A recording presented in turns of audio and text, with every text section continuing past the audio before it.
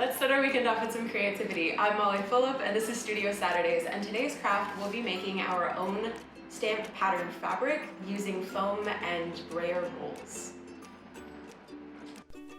For today's project you'll need one wooden square, a glue stick, a foam sheet, 2 paint tubes of different colors, a brayer roller, a foam tray, a handkerchief, and a pencil. You can find everything but the pencil in your art kit, but you might want to have a pencil just in case you want to practice your designs before making the stamp. But before we get started, let's take a closer look at our featured artwork from the collection. This is Yinka Shonibare's Athena after Myron, made in 2019, and is a fiberglass sculpture draped with fabric hand-painted with batik patterns and rests on a steel base plate. Yinka Shonibare is a British-Nigerian artist who uses Dutch wax batik fabric to ask questions about where our clothes come from and the paths they take to get to us. Batik fabric has a fascinating history, as it was first created by the Dutch in the Netherlands to look like it came from Indonesia, a Southeast Asian country of islands. This fabric was then made on a large scale, or was mass-produced, and sold to the Dutch colonies in West Africa. A colony describes a group of people who moved to another place and put themselves in charge of the people who already lived there. Colonialism, or the practice of creating colonies, is a heavy topic, and we encourage you to continue researching this topic if you're curious about learning more. Because the Dutch colonies stayed in West Africa until the 1900s, batik fabric became embedded in West African culture and became a symbol of African identity, and later, even a symbol of African freedom after the West African peoples won their independence from the colonies. Over time, the African peoples made batik fabrics their own by creating their own versions of them, by dyeing their own patterns, and including their own symbols in these patterns. By adding their own culture and developing the making of batik fabrics into an art form, the African peoples reclaimed them from the colonizers. This complex history and batik fabric's continued use today are what draw the artist Yinka Shonibare to it, as the fabric provides the perfect representation of globalization. Globalization is the word used to describe how the people and economies of different countries are connected across the world. Shonibare further signals his viewers to think about globalization by placing a globe on the head of Athena after Myron. Today, we'll be designing our own pattern fabric. We'll first create stamps inspired by symbols from our personal lives, cultures, or memories. For example, my stamp is a palm tree because I grew up in North Palm Beach, and when I think about it, I think about all of the palm trees. Think about how your stamp represents you, what you like, or where you come from. Here's some questions to think about while you work. What symbol did you choose, and why? And how has learning about Yinka Shonibare's work changed how you see your clothes?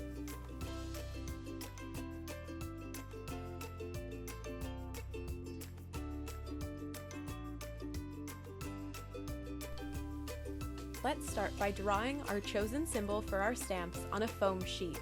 Make sure to draw it in fragments or sections, like a stencil. As you draw, press down hard into the foam so that it forms an indentation. This will make it easier to cut later.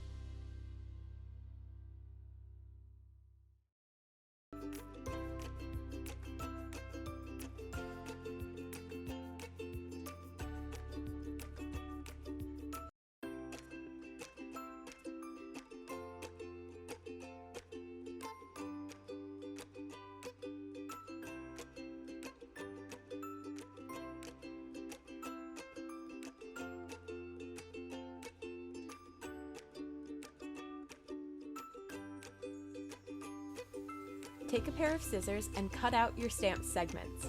Make sure to keep them organized as you cut to make it easier to put back together later.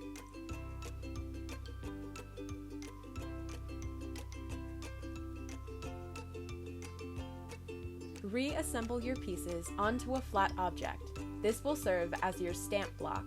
I'm using a wooden square, but you can get creative and use something you already have at home that you wouldn't mind gluing stuff onto, like an old CD, a lid, or a thick piece of cardboard.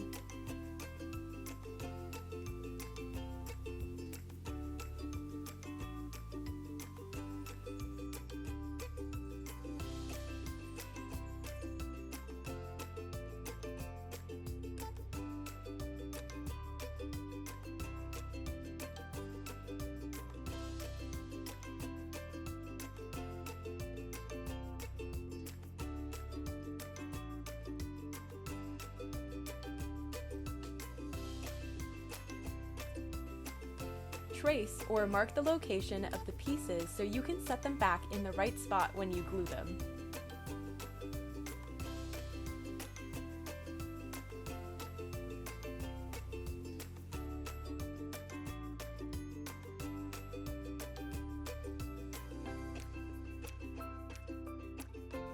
Glue each of your pieces to your stamp block and allow them to dry.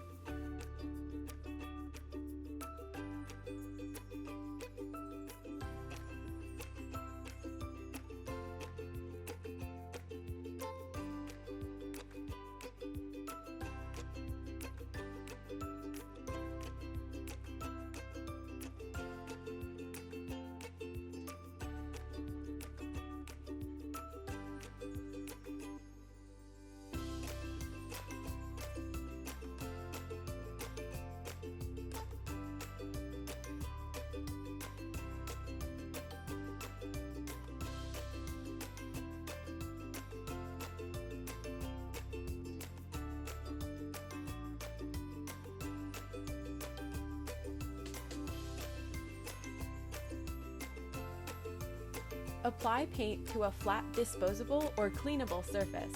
The foam trays in your art kit work great, as does a piece of plexi or a plastic plate. Take your brayer and roll it into the paint with firm pressure to get an even coating. You may need to add more paint, like I did.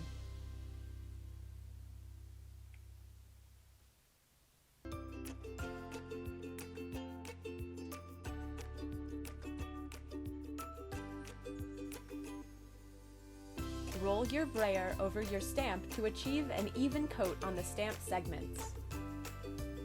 Place your piece of cloth, or paper if you don't have any fabric, on a protected surface, as it may bleed through to the other side.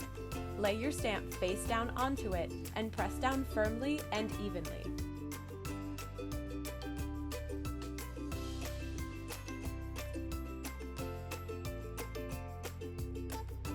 Lift your stamp carefully so that you don't shift it, and there you have it, your stamp!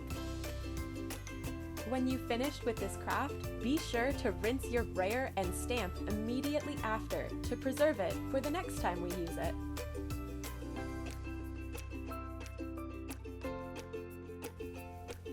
Follow the same process to recreate multiple stampings onto your fabric or paper to make a pattern design like Yinka Shonibare. Make sure to reapply paint after every stamping so you don't end up with a faded stamp.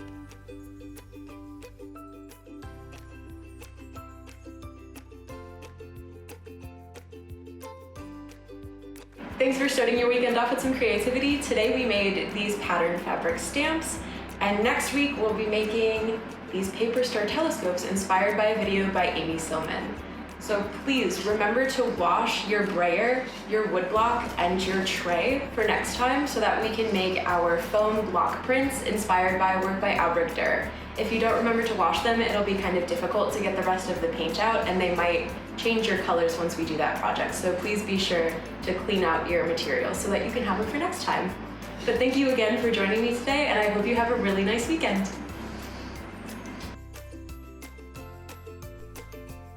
Thanks again for joining us for Studio Saturdays. Don't forget to subscribe to our YouTube channel and click on the notification bell to find out when a new video is uploaded. Have a good day!